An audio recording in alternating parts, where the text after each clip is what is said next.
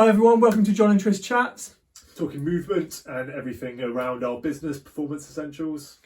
I'm the stupid one, Tris is the clever one, and we're just going to get down to it. Subscribe and follow. But we can talk about tendons. Let's talk about tendons. We'll start with tendons. So we will go bam, bam, bam. Let's talk about atraumatic tendon pain. You're talking atraumatic, not traumatic. Atraumatic. Okay, sorry, I thought you meant we're talking about a traumatic. A traumatic tendon, no. Let's talk about tendinopathy, formerly tendonitis, tendinosis.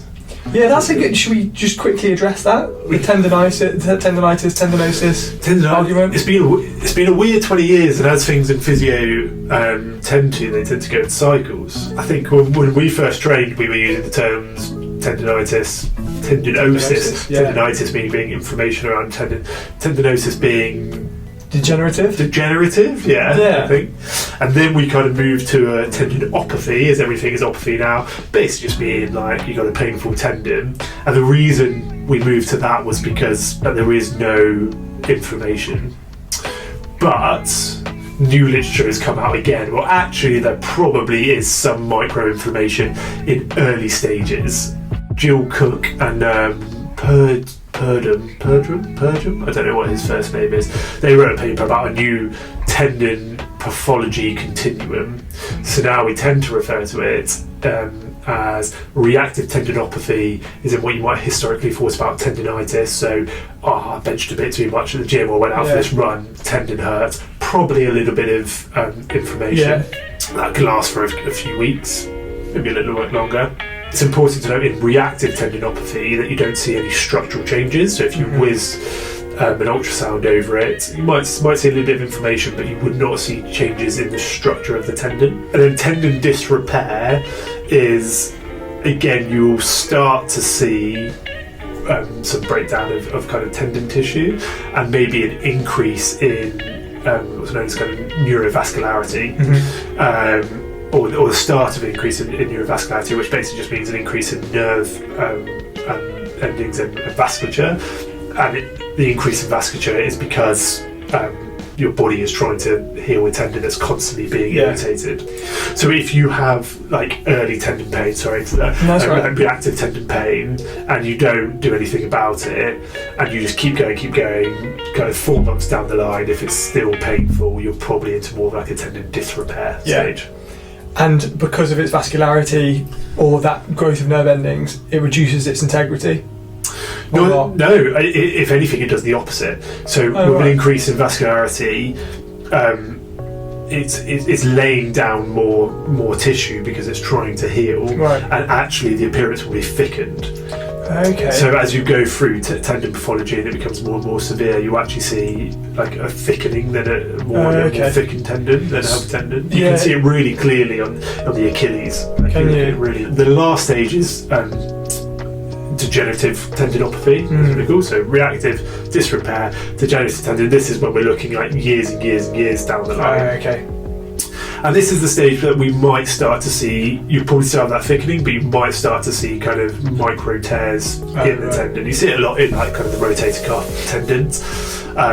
Again, it doesn't have to limit function. We're not talking big whopping tears, that are impeding the function, but you might start to see kind of smaller tears. And so that's what we call it now, kind of. So all tendinopathy, reactive tendinopathy, tendon disrepair, degenerative tendinopathy. And so that's the side of things that we are, and I think our viewers would be really interested in, because that's how you get tendon pain from being overactive. And then there is a side as well, that's a lesser known side to me, because I don't really deal too much with these kind of people, but by getting tendon pain from being underactive. So tendon's normal is it needs activity. So it's I don't know if this is a good analogy, but if you think of a heart beating, it needs to beat, okay? If it beats, so too fast, it can be problematic, like we've just talked about, or if it beats like really slow, it can be problematic. So it has a homeostasis, right? Same with tendons. Tendon homeostasis is that it needs load, because that's how it breaks down, it builds up and it stays strong.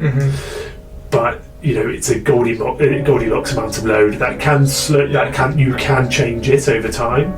But if we have too much, the porridge is too hot, we can go down that reactive tendon disrepair, degenerative tendon. But similarly, if it's too cold, you're undercooking the tendon, you're not giving it enough load, you can then go into kind of the tendinopathy like picture as well. I don't know, if I was watching this, I might think, when you talk about loading a tendon, optimal loading, which we might get onto in a bit, are we talking about loading it with weight, whether that's body weight or additional weight, or are you talking stressing it with, let's say, a calf stretch? We're talking an Achilles tendon. So you've got three types of load that you can put through any tissue, really, but the terminology is used a lot more in tendons.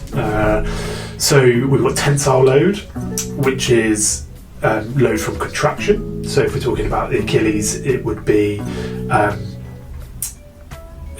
doing a calf raise, tensile load, doing a kind of explosive like hop, something like that.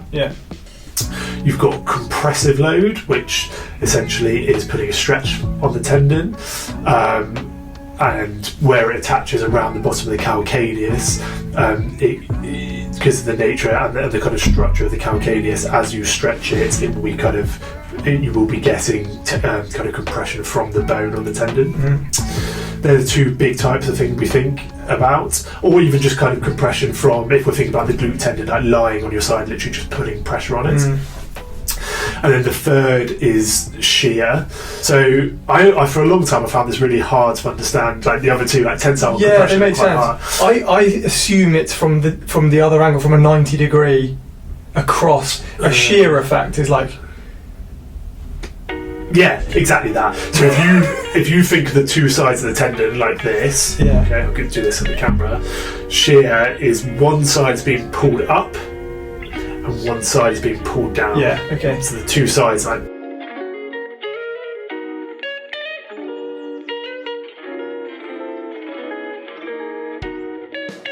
sheep's got information.